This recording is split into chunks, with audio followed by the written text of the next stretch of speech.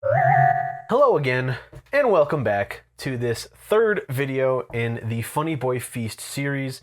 I'm your host once again, me. This dish is inspired by Chris O'Neill and his insatiable desire for the McDonald's McChicken sandwich. However, the sandwich we're making today is far more delicious and far more nutritious, in theory, than any chicken sandwich you can get from any drive-thru anywhere. All it's going to take from you is a little bit of skill, a little bit of patience, and even a little bit of love. Yeah. Now, let's get right into making the McChristopher. As always, everything you're going to need to make this delicious recipe is right here in front of me. It's actually not a whole lot. Most of it's going to be just used for a marinade anyways. With all that being said, let's get on to our first order of business. The chicken. This is a rather large chicken breast. I mean, oh, look at the size of that thing. We're going to butterfly this puppy so we actually get two thinner pieces of chicken that are going to be much easier to work with. I'm going to take my little non-slip pad here. These are great. This is just like a drawer liner. I use these for all of my cutting boards.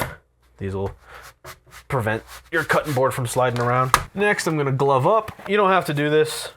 I just don't particularly like chicken juice all over my hands.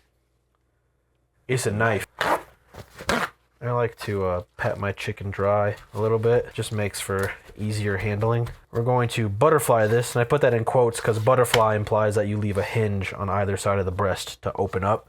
We're not doing that. We're just going to slice this chicken right in half. I like to start on the thinner side. You'll see a lot of people start on the thicker side. I just find I can get more even pieces when I start on the thinner side. We're going to take our chicken, and we're just going to carefully, I'm actually going to bring this just a little bit farther this way. I'm going to carefully slice our chicken breast right in half, just like that. I'm going to get myself a Ziploc bag, or a freezer bag, whatever the fuck you want to call it. I'm going to stick these breasts into the bag, and then I'm going to wash my hands, okay? I don't want anybody in the comments saying how nasty I am for not washing my chickeny hands. And then using either a meat mallet or like a nice flat pan. All pans are flat, what the fuck? Either using a meat mallet or a pan, I'm going to lightly pound this chicken. Lightly. Yay! We're only pounding the chicken lightly for two reasons. A, it's already plenty thin, so this is more of a way to even out the thickness of the chicken. And also, because we want to preserve this bag because we're about to marinate our chicken in our buttermilk and pickle juice. So just two things to keep in mind. That's why we're lightly pounding the chicken. Speaking of marinade, this is all you're going to need for it. I have the aforementioned buttermilk, the aforementioned pickle juice, and the aforementioned hot sauce. Now this is a rare, exclusive Xfinity brand hot sauce that apparently I'm the only person on the entire planet that has one of these. But you can use whatever hot sauce you like. Alright, I'm going to give each one of these a good shaking before I put them in here. And I'm going to pour about 2 cups, which is about all I have here, of buttermilk. Little less than 2 cups. A cup and a half, we'll say. Hot sauce, as much as you like or don't like. I'm doing probably about 2 teaspoons.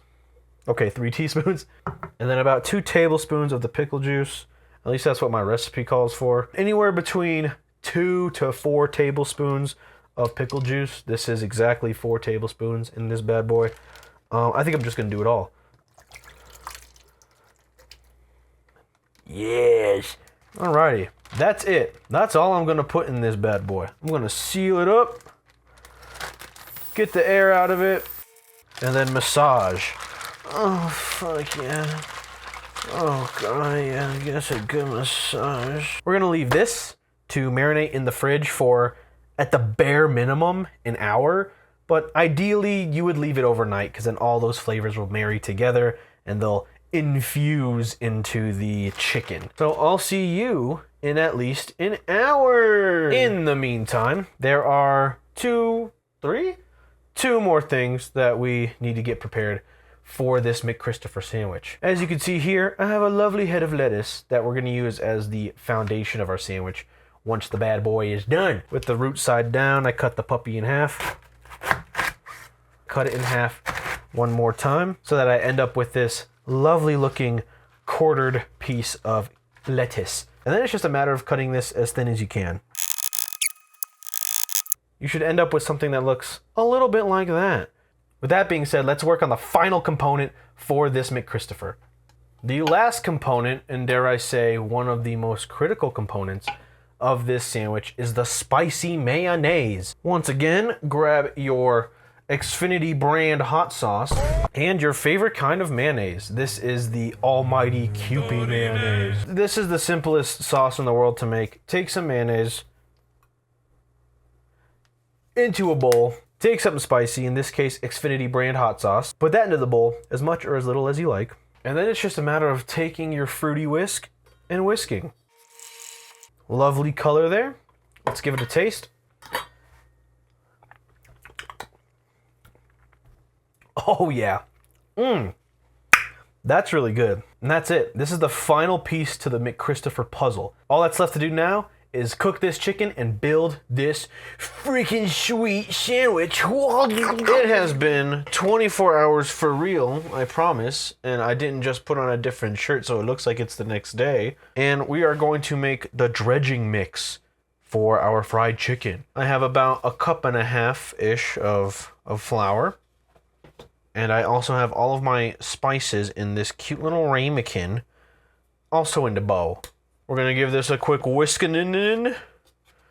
And now we have some perfectly seasoned flour for our chicken. Grab our chicken, grab ourselves a plate. We're going to glove up and we're going to dredge this chicken. Luckily, it's incredibly easy for us. All we have to do is take one of these pieces of chicken out, dip it in our flour, really get that hoe coated. Every single square millimeter of this should be covered in flour. Then dip it in the buttermilk one more time, back into the flour once more, knock off some of that excess flour, and there you have it. That is one beautifully breaded bird breast right there.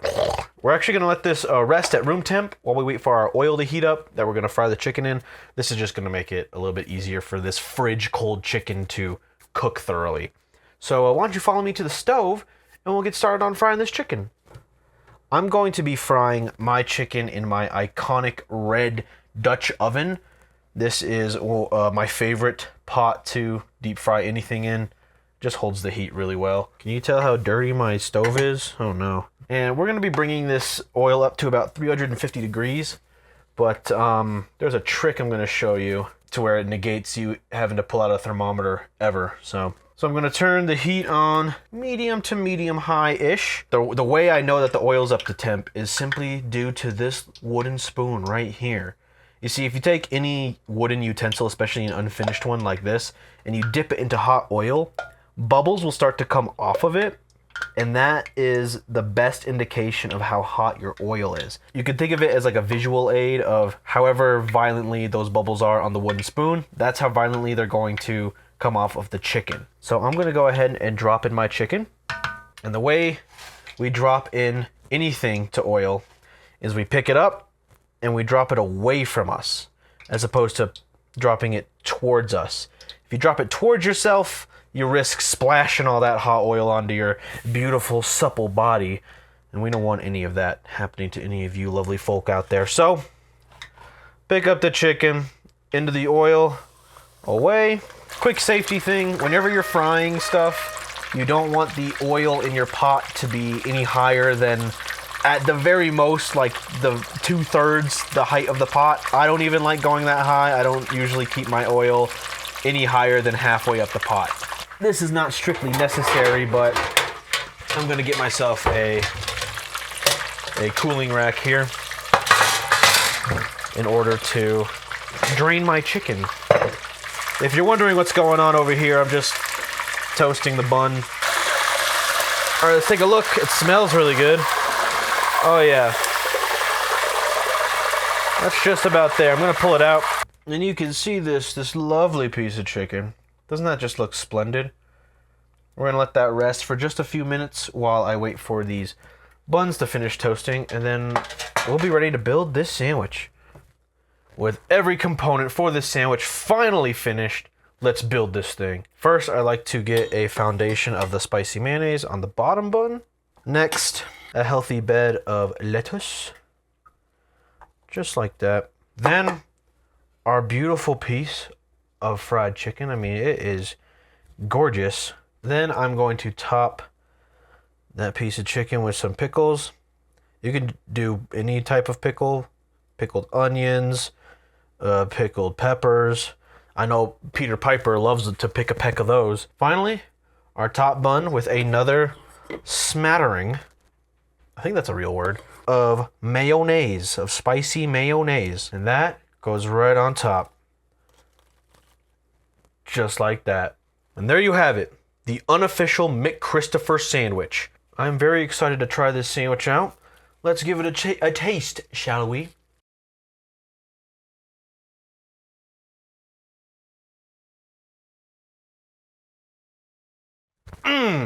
Yep. That's what I'd call a really good sandwich. Certainly better than any other sandwich you could ever get out of a drive-thru. This thing's really good. Thank you so much for watching the third installment of this Funny Boy Feast. I appreciate you taking your time out of your very busy schedule to watch my very silly video. If you like what you saw here, please consider watching any of my other videos. I would really appreciate it. And with that, I hope you make this delicious sandwich for the next time you sit and watch a funny Let's Play by a bunch of funny fellows. At any rate, I look forward to seeing y'all in the next video.